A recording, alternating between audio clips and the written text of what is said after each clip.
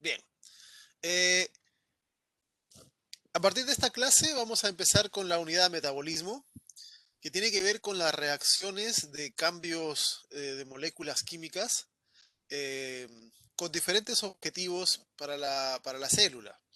Eh, el metabolismo, recuerden, son los procesos que llevan a generar estructuras de la célula, a mantener el equilibrio, la homeostasis, a generar energía, etcétera, etcétera. ¿Ya? Y eh, como existen cuatro grupos principales de moléculas orgánicas, se suelen estudiar por separado para después integrar cómo el metabolismo se maneja relacionando unas con otras. ¿Ok? Eh, Vamos a estudiar primero lo que es el metabolismo de los azúcares eh, y después vamos a hablar de los lípidos, cómo se digieren los lípidos, se procesan los lípidos, se fabrican lípidos, etcétera, sus funciones. Y después hablaremos de lo que son aminoácidos, ¿ya? Eh, cómo se degradan proteínas, cómo se asimilan los aminoácidos, para qué se usan los aminoácidos, ¿ya? Y vamos a ver que derivado de los aminoácidos salen las bases nitrogenadas que forman los ácidos nucleicos. Eh, Vamos a hablar también de una ruta más adelante, que es la respiración celular, que es una ruta de integración en el proceso de degradación de diferentes fuentes. ¿Ok? Y finalmente veremos cómo es que el cuerpo es capaz de manejar estas variaciones bajo diferentes condiciones fisiológicas. Vamos a empezar con los azúcares. ¿Ok? Eh, los azúcares son elementos importantes. En la actualidad tienen mala fama desde el punto de vista nutricional los azúcares, porque un porcentaje alto de la población, ¿ya? En el mundo se estima de que alrededor del 60% de los humanos tienen algún grado de sobrepeso, ¿ok? Y eso tiene que ver esencialmente con el exceso de consumo de azúcares. Se estima de que una dieta saludable debiera incluir entre un 15 a un 20% de azúcares, ¿ya? Eh, y si uno se pone a pensar en los alimentos en la naturaleza, eh, la mayor parte no tienen gran cantidad de azúcares, ¿ya? En la naturaleza, las frutas tienen harto azúcar, algunas raíces pueden ser, algunas zonas de algunas plantas que acumulan almidón, pero más allá de eso, los azúcares no son muy altos en los seres vivos, ¿ya? Entonces, si ustedes comen un pedazo de carne, van a haber más proteínas y grasa que azúcares. Si ustedes se consumen algún vegetal, ¿ya? También van a haber proteínas, ¿ya? Van a haber, depende de qué tipo de la parte vegetal, habrá grasas y normalmente no va a haber muchos azúcares. Entonces, lo usual es que la cantidad de azúcares en la dieta no sea tan alta. Pero como en el mundo actual gran parte de los alimentos se procesan, se ha acostumbrado a utilizar los azúcares como suplementos, son más baratos que otras cosas, de diversos tipos de alimentos o a fabricar alimentos basados en azúcares, ¿ya? Por ejemplo, las pastas, arroz, etcétera. Y aparte de eso, se han desarrollado, domesticado especies vegetales con el objetivo de que produzcan mayor cantidad de azúcares de los que normalmente producirían en la naturaleza. Entonces, se estima, por ejemplo, que la dieta clásica en el occidente, en este lado del mundo, incluye más de un 50% de azúcares de lo que uno consume. O sea, más o menos la mitad o más de lo que uno consume en el día son azúcares, cuando debiera ser no más del 20%. Y por esa razón es que en el mundo hay tanta diabetes y obesidad, etcétera, etcétera. ¿Ya?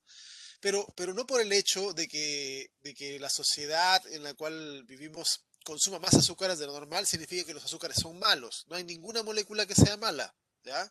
El colesterol, por ejemplo, también tiene mala fama, y así hay varias cosas que uno los considera como, como elementos o alimentos con una connotación negativa. Y en realidad uno siempre tiene que recordar que los seres vivos son elementos equilibrados. Y una dieta balanceada no debería generar daño.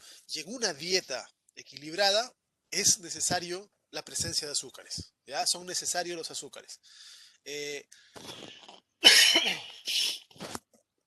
esa imagen es una fotografía de un cuadro, ¿ya? Que se llama El descubrimiento de la miel, de un pintor de la Edad Media, eh, y que representa de forma alegórica la importancia que era, por ejemplo, para un pueblito, los habitantes de un pueblito, encontrarse un panal. Era una fiesta. Antes, hasta hace unos, no sé, 150 años, eh, no teníamos acceso a consumir alimentos dulces más allá de algunas frutas, ¿ya? Y la miel, ¿ya? Y por eso representaba para ellos una fiesta encontrarse bueno, un panal grande, ¿no? En ese sentido, era un momento de regocijo. Bien, entremos a hablar de los azúcares. Los azúcares, que ya imagino los han visto en el curso de biología, eh, son moléculas orgánicas que tienen una semejanza estructural entre sí y que normalmente tienen una palatabilidad, o sea, una sensación organoléptica de dulzura, la mayoría de ellos, ¿ya? Su nombre químico son hidratos de carbono, o también llamados carbohidratos, pero reciben diversos nombres: azúcares, glúcidos, sacáridos, los almidones también son de este grupo, etcétera. La razón de su nombre es que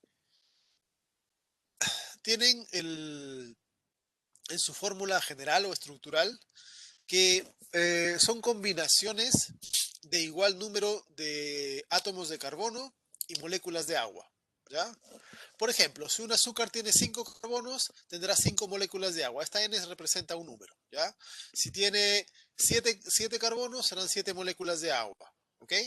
6, 6, lo que sea, pero el número es el mismo. Entonces, como tiene tantos carbonos como moléculas de agua, se dice que son carbonos hidratados, ¿ya? Entonces son hidratos de carbono o carbohidratos, ¿ok? Esta N es un número que tiene que ser de 3 a más. No existen azúcares de 2 carbonos.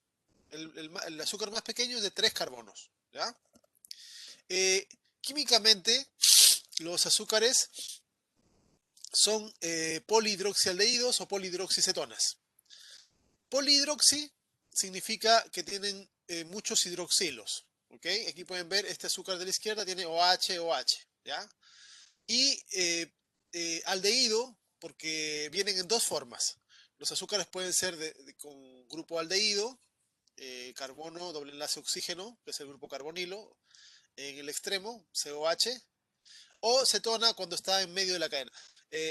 Si es que es este grupo CO, se conoce como grupo carbonilo, ¿ya? Grupo carbonilo, y tiene dos formas, el aldehído y la cetona. En los azúcares, si el doble enlace está en el carbono 1, será de tipo aldehído. Si está en el carbono 2, será tipo cetona. Esas son las formas de azúcares, ¿ok? Eh, los, los azúcares, eh, de acuerdo al número de monómeros que presentan, pueden ser clasificados como mono, oligo, polisacáridos, ¿ok? Que significa, que son repeticiones de azúcares. Eh, Cada uno de esos tiene diferentes funciones en los seres. Por ejemplo, los monosacáridos son los azúcares que se usan directamente en las rutas metabólicas, ¿ya? La glucosa, la sacarosa, la fructosa, o sea, perdón, la sacarosa no, la glucosa, la fructosa, la galactosa, ¿ya? Son azúcares que se pueden usar directamente. Algunos son aldosas, que tienen, el término osa significa azúcar y aldo significaría que tienen aldehído. Eh, por ejemplo, la glucosa, la galactosa son aldosas. La fructosa es cetosa, tiene grupo cetona. Los disacáridos, que son combinaciones de dos azúcares simples, tienen funciones esencialmente de reserva. Por ejemplo, la sacarosa, que es la principal, el azúcar de mesa, la sacarosa, el azúcar que consumimos, se lo saca generalmente de plantas, ¿ya? Que acumulan ese tipo de azúcar en diversos tejidos. Por ejemplo, las frutas tienen sacarosa, ¿ya?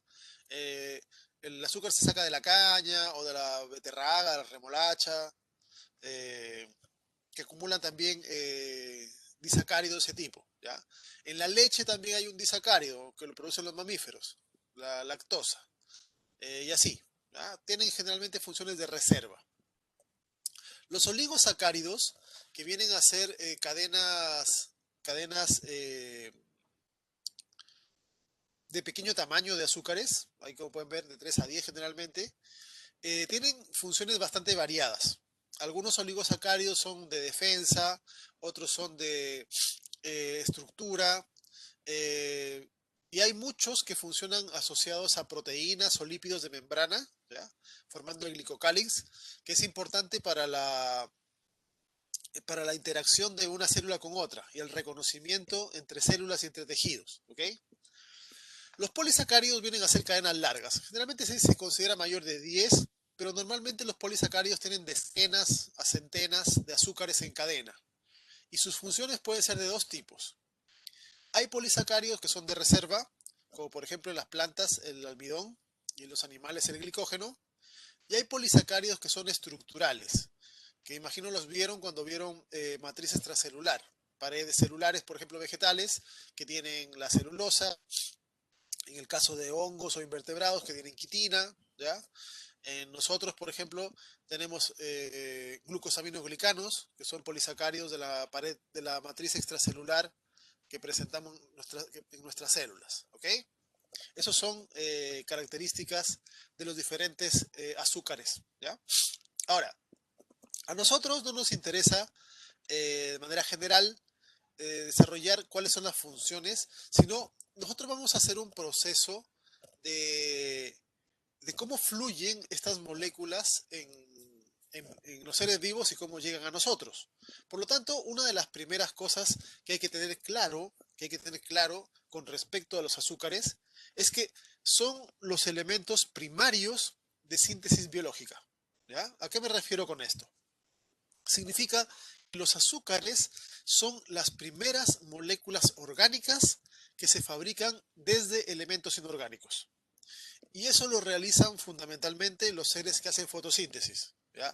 Hay plantas que hacen fotosíntesis, hay protistas que hacen fotosíntesis, hay bacterias que hacen fotosíntesis. Todos esos seres van a ser capaces de tomar elementos inorgánicos como el CO2 y el agua y combinarlos para formar azúcares. ¿Ok? Azúcares. Eso es lo que fabrican inicialmente estos seres que hacen fotosíntesis con elementos inorgánicos. Y la gracia está de que estos azúcares son vitales porque a partir de los azúcares se fabrica todo lo demás. ¿Ya? Piensen esto, una planta. Una planta hace fotosíntesis en sus zonas verdes, en las hojas, y fabrica azúcares. Y con los azúcares que fabrica, después puede transformar azúcares en lípidos y producir lípidos de sus membranas o otros lípidos con otras funciones. También absorbe nitrógeno por las raíces y combina azúcares con nitrógeno y fabrica aminoácidos. Y con los aminoácidos puede fabricar montones de otras moléculas, aparte de las proteínas, puede fabricar bases nitrogenadas, ácidos nucleicos, etc. En resumen, en resumen, de los azúcares se pueden fabricar todas las demás moléculas. Todos los demás lípidos, todas las demás proteínas, ácidos nucleicos, todas las demás moléculas orgánicas las fabrican estos seres desde los azúcares obtenidos en la fotosíntesis. Por eso es que los azúcares son tan importantes, ¿ya? Porque a partir de ellos se puede fabricar todo lo demás, ¿ok? Y eso lo hace una bacteria fotosintética. Toma CO2, agua, fabrica azúcares, agrega nitrógeno y fabrica todo lo que necesita, ¿ok?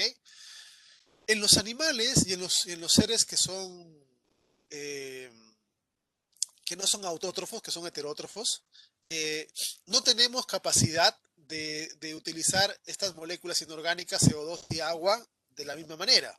Por lo tanto, nosotros ya consumimos elementos fabricados. ¿Ok? Entonces, cuando uno consume una planta, por ejemplo, en esa planta vienen elementos orgánicos. Como es un ser vivo, por ejemplo, tiene membranas. Estamos consumiendo fosfolípidos de las membranas. ¿ya? Tiene triglicéridos de reserva, tiene diversos tipos de azúcares guardados, ¿ya? Pueden ser monosacáridos, disacáridos, polisacáridos, almidones, etcétera, ¿ya? Sacarosa, depende de qué parte estemos consumiendo de la planta. Tiene proteínas, ¿ok? Tiene ácidos nucleicos. Entonces, un heterótrofo ya consume cosas preparadas, ¿ok? Pero hay que recordar que todos esos elementos derivan del proceso fotosintético, ¿ok? Por lo tanto, se dice de que la, la mayor parte de la energía que circula por los seres vivos es energía que tuvo su origen en el Sol. Porque gracias a la energía de los fotones solares es que se pudo combinar estos carbonos con agua para formar azúcares que después dieron origen a todo. ¿Ok? Eh, de todos los azúcares que existen, y hay montones de azúcares, la glucosa es uno de los más importantes. ¿Ok? Si vamos a ver rutas metabólicas y la van a ver siempre la glucosa ocupando un rol o posición central en el metabolismo. Eh, hay, hay algunos seres que basan la mayor parte de su energética y la confección de todo lo demás desde glucosa. ¿Ya? Eh, Dentro de los diferentes azúcares, también la glucosa tiene varias características que la hacen interesante y la diferencian de otras, dentro de otros azúcares y que la han hecho en el azúcar preponderante en el metabolismo celular. ¿Ok? Por ejemplo, la glucosa sirve para producir una buena cantidad de energía. Interesante. La glucosa se usa tanto aeróbica como anaeróbicamente. Eh, la glucosa puede ser almacenada como polímero, formando estructuras en cadena. Y así, tiene varias características interesantes que vamos a estudiar. ¿Ya? Eh, Vamos a hacer una mirada y con respecto a lo que es el metabolismo de, de un flujo o un viaje de la estructura de los carbonos en, en el ser vivo. ¿Ok? Entonces, nosotros vamos a hacer un juego conforme hagamos las clases. ¿Ya? Primero vamos a pensar cómo ingresan los azúcares a nuestro cuerpo. ¿Ok? Y ahí vi la importancia de la glucosa en la dieta, que ya la mencioné. ¿Ya? Si uno consume pocos azúcares es peligroso, pero si consume mucho también, es parte de la homeostasis de los seres vivos. Y vamos a ver cómo se ingieren azúcares, qué clase de azúcares se ingieren y cómo esos azúcares van a ser degradados primero en el aparato digestivo, cómo son movilizados por el cuerpo y después veremos cómo los diferentes tejidos utilizan esas formas de azúcares. ¿Ok? Entonces, empecemos, eh, empecemos indicando qué clase de azúcares son los que fundamentalmente consumimos. ¿Ya? Eh, Los azúcares que pueden ser absorbidos por nuestro sistema, es decir, por el intestino, son monosacáridos. ¿Ok? Vamos a ver más adelante que hay toda una serie de transportadores de azúcares, pero solo como monosacáridos. ¿Ok? Entonces, en rigor, en rigor, a nuestro cuerpo no le sirven el almidón como almidón, no le sirven la lactosa, la sacarosa, a nuestro cuerpo no le sirven ninguna forma de azúcares que no sean monosacáridos. Sin embargo, normalmente no consumimos monosacáridos. ¿Ya? Son pocos los alimentos que tienen monosacáridos. Hay algunos jugos que pueden tener glucosa o fructosa, ¿ya? Eh, pero normalmente la mayor parte de alimentos que uno consume no contienen monosacáridos. Contienen disacáridos, contienen polisacáridos y algunos contienen oligosacáridos. ¿Ok? Entonces, nuestro cuerpo, nuestras células no pueden incorporar ni disacáridos, ni oligosacáridos, ni polisacáridos. Por lo tanto, para poderlos incorporar, necesitamos transformar a esos elementos de diméricos hacia arriba en elementos monoméricos. ¿Okay? Es decir, a los disacáridos hay que cortarlos, acá tenemos ejemplos de disacáridos, hay que cortarlos para separarlos en sus dos monosacáridos. ¿ya? A los polisacáridos hay que cortarlos y dejar todos los azúcares separados de uno en uno, porque las formas individuales, esas sí se pueden incorporar, pero de dos, de tres o de más, no pueden meterse a las células, ¿ya? Entonces, no nos son útiles de esa manera. Por lo tanto, vamos a encontrar de que nosotros presentamos en nuestro aparato digestivo, ya una serie de enzimas que van a facilitar el proceso de degradación de eh, de los azúcares hasta monómeros, ¿ya? Para que ya como monómeros en el intestino delgado puedan ser incorporados y metidos hacia las células y después transportados hacia la sangre, ¿ok? Entonces, eh, las, las principales, las principales eh, enzimas que vamos a encontrar nosotros son enzimas que van a servir para, para degradar polisacáridos, ¿ya? ¿Por qué razón? Normalmente el principal consumo de carbohidratos que uno hace eh, es a nivel de almidón. Eso es lo que uno principalmente más consume, ¿ya? El almidón son cadenas largas de azúcares. Por lo tanto, como el almidón cuesta más que degradar que un disacárido que solamente hay que cortar un solo enlace, ya desde la boca vamos a encontrar que se presentan enzimas con capacidad de degradación de estos polímeros, ¿ya? La amilasa salival, imagino que la han escuchado, es una de las enzimas que tenemos en la saliva, en la boca.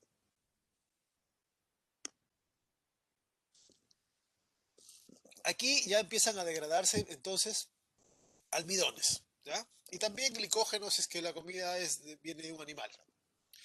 En el estómago esencialmente no se degradan los polisacáridos o azúcares, porque el estómago es un órgano que su función principal es degradación de proteínas, ¿ya? Así que por ahí pasan y en general no hay gran cosa lo que ocurre ahí. Luego, ya en el intestino, con secreciones que son del páncreas, ahí se secretan más amilasa, más amilasa, y además con enzimas que están en las membranas de los enterocitos, de las células del intestino, se terminan de degradar a estas estructuras, ¿ya? Entonces, los disacáridos por todo el tracto digestivo de la boca, esófago, estómago, no les pasa nada.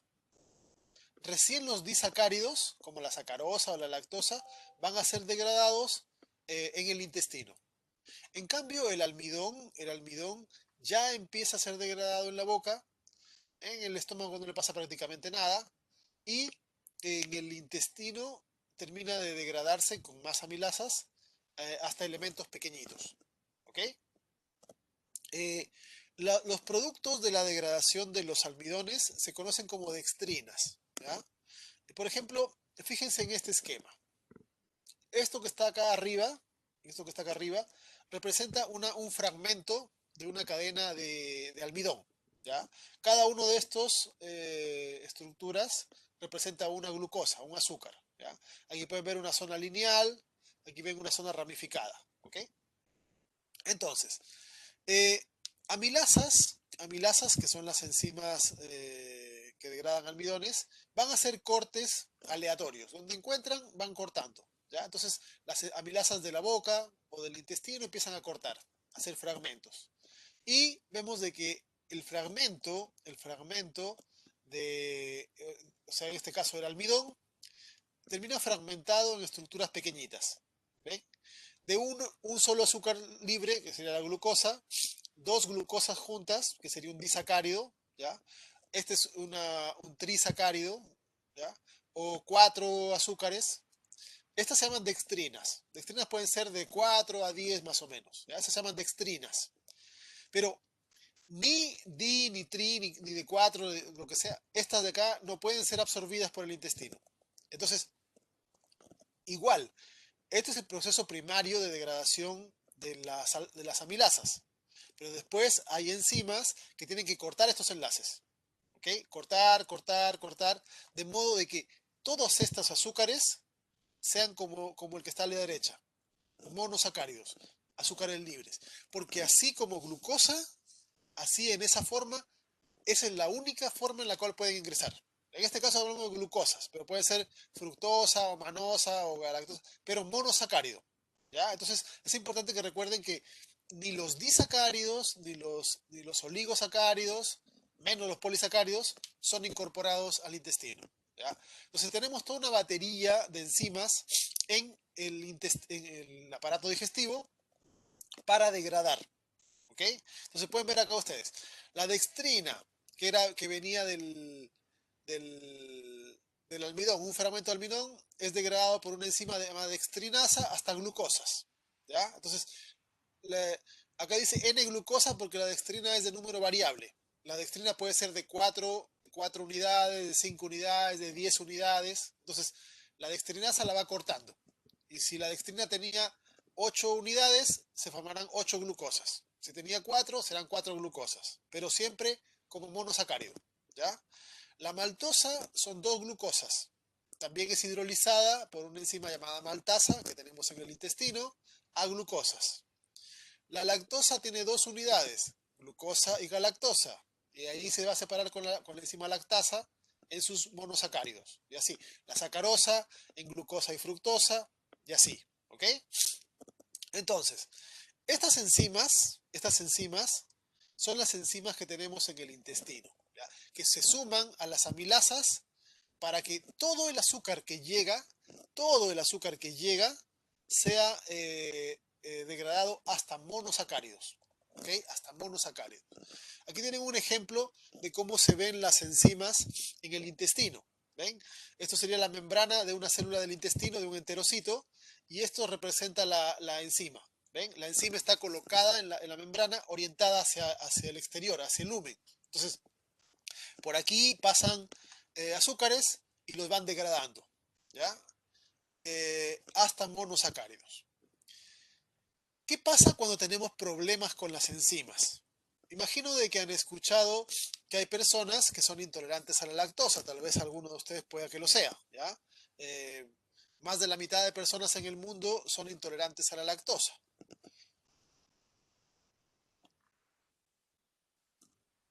De hecho, si lo consideramos de manera evolutiva, eh, lo normal es ser intolerante a la lactosa. ¿Ok? Eso es lo normal. ¿Por qué razón? Piensen ustedes evolutivamente. ¿Cuándo serviría la lactosa a un mamífero? Cuando está en época de amamantamiento. ¿Ok? Uno un animal, un mamífero, de manera normal, no toma leche toda su vida. ¿Ok? Toma leche la primera etapa. ¿Ok? Cuando es cachorro, bebé. Eh, En esa etapa toma leche y el resto de su vida en general un mamífero no consume leche o no debiera consumir leche. ¿Ok? Entonces, lo normal es que la enzima sea producida en etapas tempranas del desarrollo. ¿Ok? Y después no tiene sentido, por ejemplo, para un perro, producir la enzima en su intestino cuando en su etapa adulta ya no debiera consumir leche, ¿ya? O cualquier animal que se les ocurra, un chancho, una vaca, un tigre, lo que sea. Cualquier mamífero no consume leche. Entonces, es un desperdicio energético producir una enzima que no se va a usar. ¿Ok?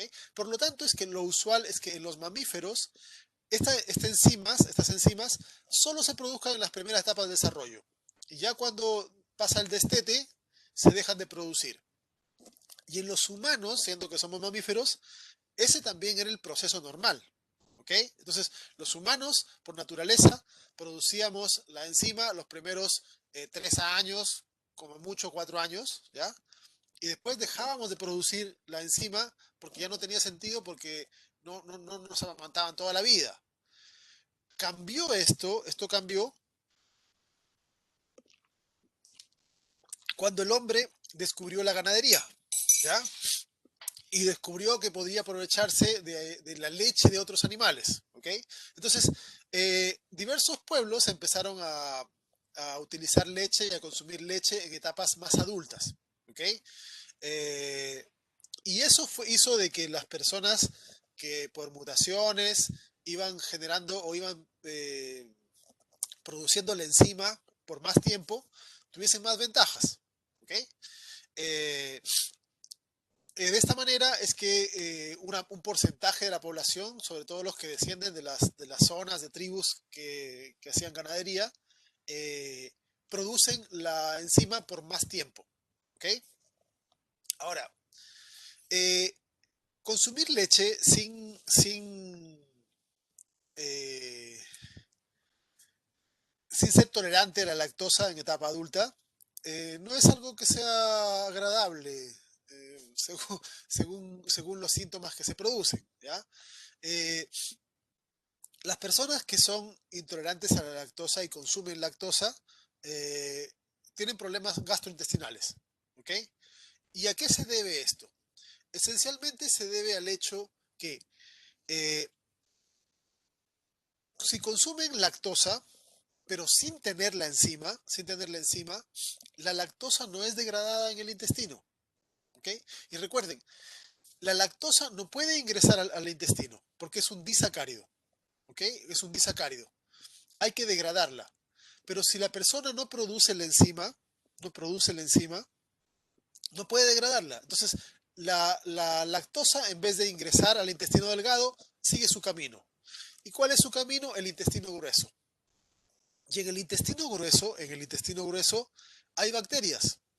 Y esas bacterias agradecen el azúcar que va a llegar. ¿Ok?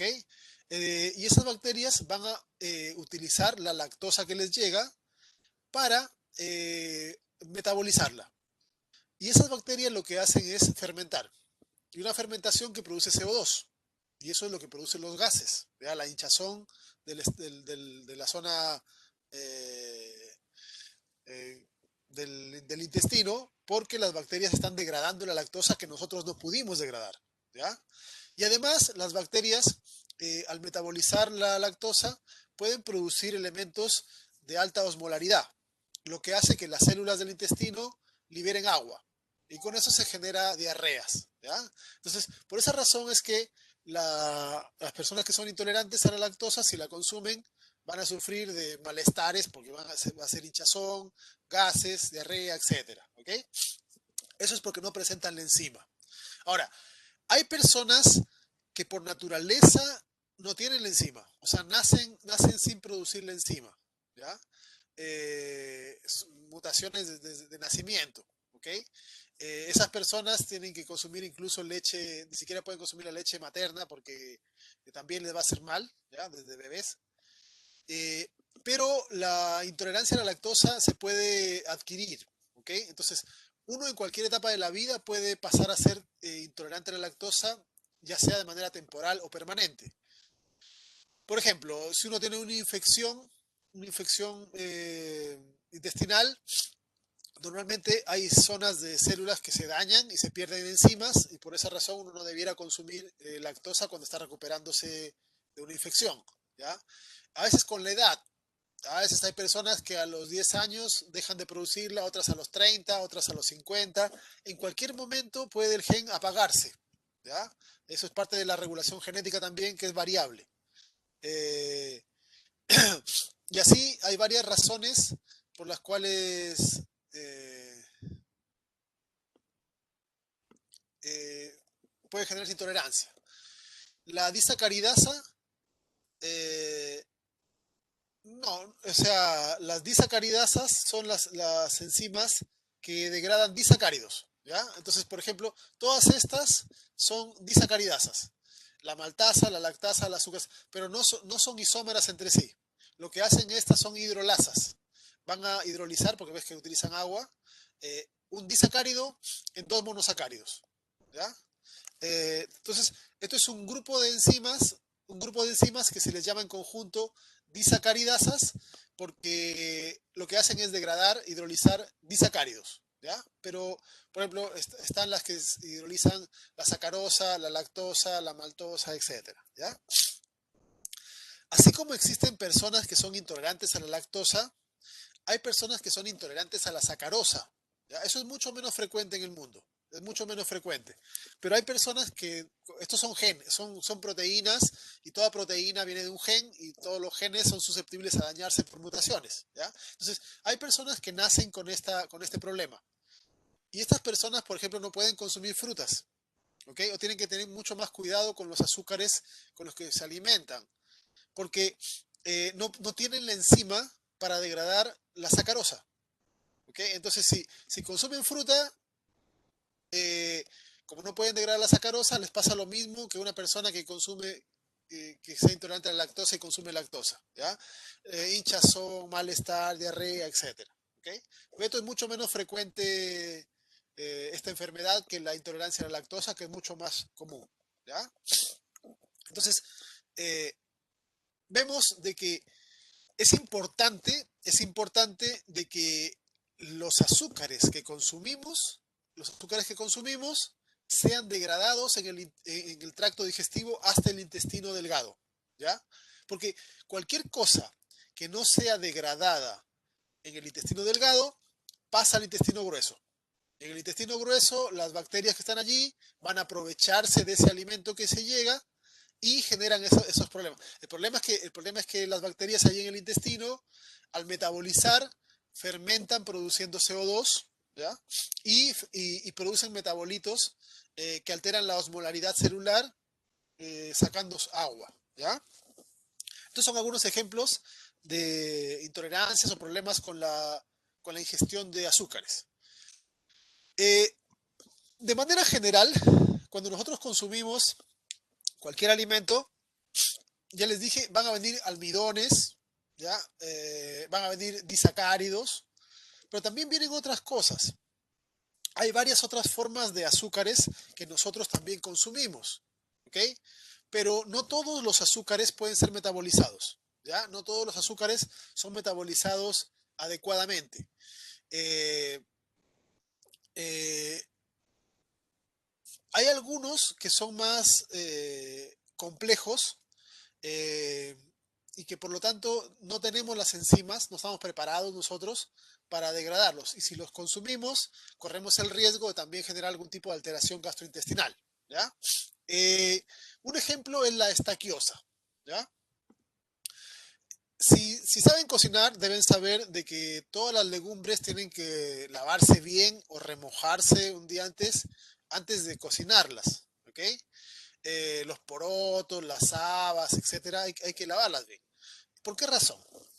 La superficie de la semilla de estos legumbres se conoce como aleurona, ¿ya?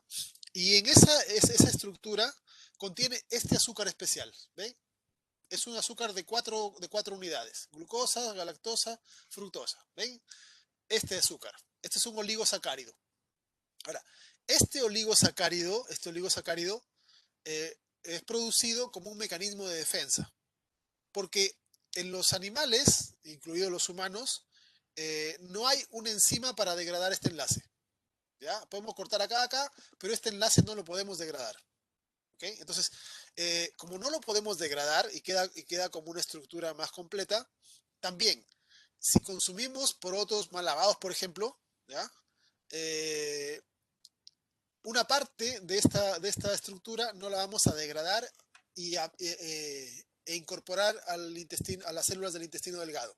Entonces pasa lo mismo que hemos hablado de la intolerancia. Los azúcares que no se pueden degradar en el delgado pasan al intestino grueso y ahí las bacterias van a generar CO2, lo que genera hinchazón, flatulencias, etcétera, etcétera. ¿Ya? Entonces, esa es la explicación de por qué los porotos generan esas alteraciones gastrointestinales. ¿Okay? Así como hay otros tipos de azúcares que nosotros tampoco podemos degradar correctamente. Por ejemplo, la celulosa. Las paredes vegetales, gran parte del alimento que consumimos vegetal, tienen celulosa, pero nosotros no nosotros le llamamos la fibra, ¿ya? nosotros no lo degradamos, no lo podemos degradar, no lo podemos aprovechar. Pero por suerte, pero por suerte, las células del intestino grueso tampoco la degradan muy bien. Entonces, esa fibra simplemente va a pasar igual. La fibra tiene otras funciones que facilitan el movimiento, etcétera, ¿ya? Pero desde el punto de vista nutritivo, la celulosa no sirve para nada. No la podemos ni incorporar siquiera, ¿ya? Hay otros tipos de azúcares, como por ejemplo ligninas, pectinas o gomas, que tampoco no son degradados correctamente, ¿ya? Muchas de estas, así que tampoco la degradan nuestras enzimas, pero tampoco son degradadas por las bacterias del intestino grueso, por lo tanto, simplemente son eliminadas después en la evacuación, ¿ya? Estos son los restos que uno elimina, que son insolubles, indegradables de la dieta, ¿ok? Entonces, hay el azúcar de los porotos y lentejas se llama estaquiosa, aquí está el nombre, ¿ya? Solo que este está en inglés, pero en castellano sería con una E adelante, estaquiosa, ¿ya? Escribo acá mejor. En castellano sería ese el nombre del azúcar, ¿ya? Eh, entonces, en la dieta van a llegar principalmente almidón, que es un polisacárido, y disacáridos. Lactosa si consumimos cosas de leche, sacarosa si consumimos cosas de animales o maltosa, ¿ya? Que son los principales azúcares. Pero vienen más azúcares, ¿ya? Vienen varios tipos de azúcares que vamos a ver. Muchos se pueden incorporar después también y asimilar, pero hay varios que no. ¿Ok? Entonces tenemos de que nuestro sistema digestivo permite metabolizar gran parte de los azúcares que encontramos en el alimento, ¿ya? Y es una pequeña parte la que no puede ser incorporada. Eh, ¿Cómo se asimilan los azúcares? Fundamentalmente, los tres productos principales que se meten al sistema son la glucosa, la galactosa y la fructosa, ¿ya? Esas tres formas son las que se van a incorporar, ¿ya? Recuerden, la glucosa está en el almidón es puro glucosa. La glucosa está en la sacarosa, la glucosa está en la lactosa, la glucosa está en casi cualquier azúcar que llega. Entonces, se degradan hasta glucosa, ingresa como glucosa. La galactosa está en la leche, en la lactosa o en algunos otros alimentos. La fructosa de la fruta, junto con la glucosa formando sacarosa, ¿ya? Entonces, estos tres son las tres principales formas de monosacáridos que van a ser incorporados, ¿ya? Y ahí vamos a ver de que hay toda una red de elementos que van a hacer fluir el azúcar desde el lumen del intestino hacia los capilares sanguíneos, ¿ya? Eh, ¿Cómo se transportan? El transporte de los azúcares eh, esencialmente es bueno, el azúcar más abundante que llega de la dieta es la glucosa. Y la glucosa tiene un transporte desde el lumen hacia la célula de tipo activo secundario, ¿ya? Este es un transportador activo secundario. No sé si recuerdan las características de los transportadores primarios, o sea, activos, pasivos, primarios, secundarios, pero los transportadores activos secundarios hacen un cotransporte. Transportan algo en contra de gradiente y algo en favor de gradiente.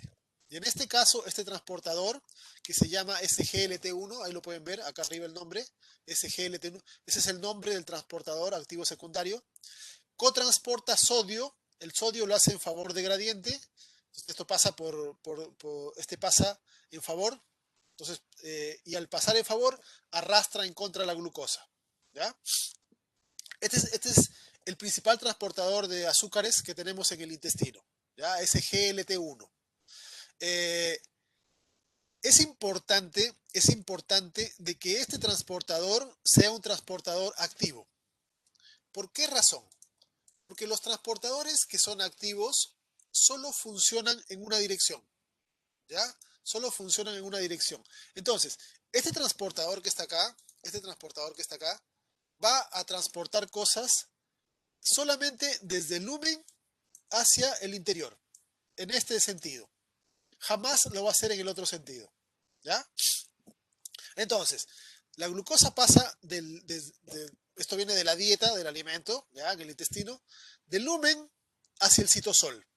Pero no se queda ahí la glucosa, sino que la glucosa después va a pasar de la célula intestinal hacia la sangre, ¿ya? Y este transportador que está acá, vamos a ver que es un transportador diferente, porque este transportador es un transportador pasivo. Y la gracia que tienen los transportadores pasivos es que funcionan en ambos sentidos, ¿ok? En ambos sentidos. Eh, entonces, ¿por qué razón uno es en un solo sentido y el otro en ambos sentidos? Tiene una razón biológica de por qué tiene que ser así, ¿ya? Miren, ¿qué pasa cuando acá hay alimento? Cuando en el intestino nos hemos comido recién, ha llegado a harto azúcar acá, el azúcar va a ingresar desde el intestino hacia la célula y de la célula va hacia la sangre. ¿Okay? Y la sangre se pasea por el cuerpo, etcétera, etcétera. ¿Qué pasa cuando ya han pasado varias horas de que nos hemos alimentado? Aquí ya no hay nada. En la sangre siempre hay glucosa. ¿Ya? Entonces, cuando en la célula del intestino estamos en ayuno, ya estamos en no sé, 8 horas, 6 horas después de alimentarnos, de la sangre tiene que ingresar glucosa hacia la célula. ¿Ok? Tiene que ir al revés. Porque cuando nos alimentamos, es lógico que pase del alimento, del intestino, a la célula, de la célula a la sangre para ir al resto de tejidos. Pero cuando no nos estamos alimentando, la célula del intestino igual necesita energía, igual necesita glucosa. Entonces, de la sangre tiene que ingresar glucosa hacia la célula.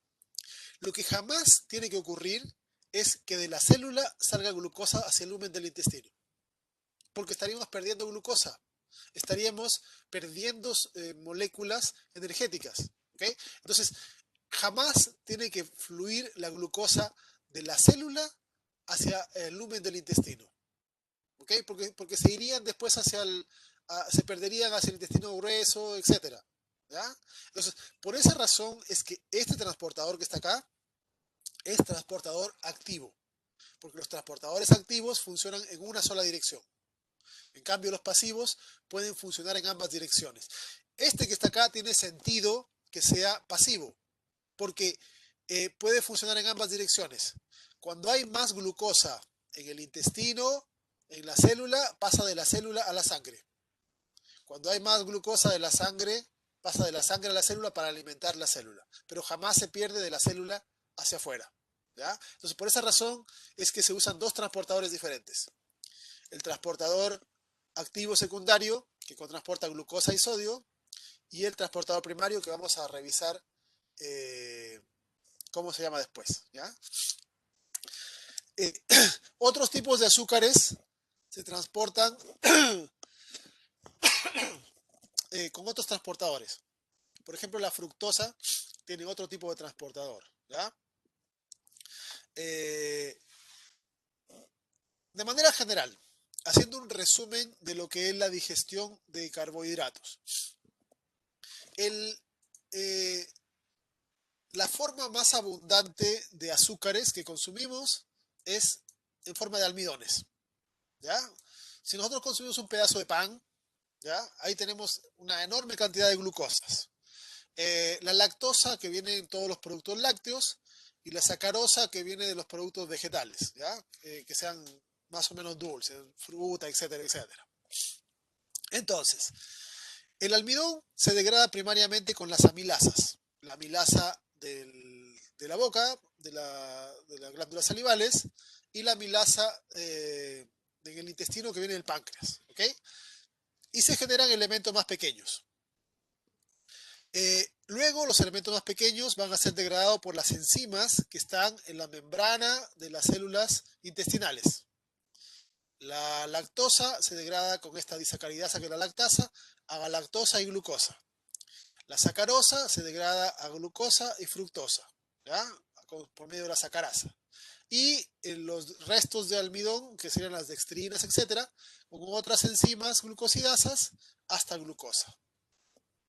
La glucosa, también la galactosa, puede pasar eh, a través del SGLT1, que es el principal transportador, porque lo que más abunda en el alimento va a ser esto, ¿ya? Hacia el interior de la célula y luego del enterocito puede pasar hacia la sangre. La fructosa, que es ligeramente diferente a estas, pasa por otro transportador que se llama GLUT5 y luego pasa del, del, del intestino hacia la célula y de la célula hacia la sangre. Entonces, ¿qué es lo que tenemos acá? Que finalmente, como monosacáridos, van a ser enviados hacia la sangre. ¿Ok? La cantidad de glucosa que encontramos en la sangre suele ser mucho, mucho más alta que la galactosa y fructosa. ¿Ya?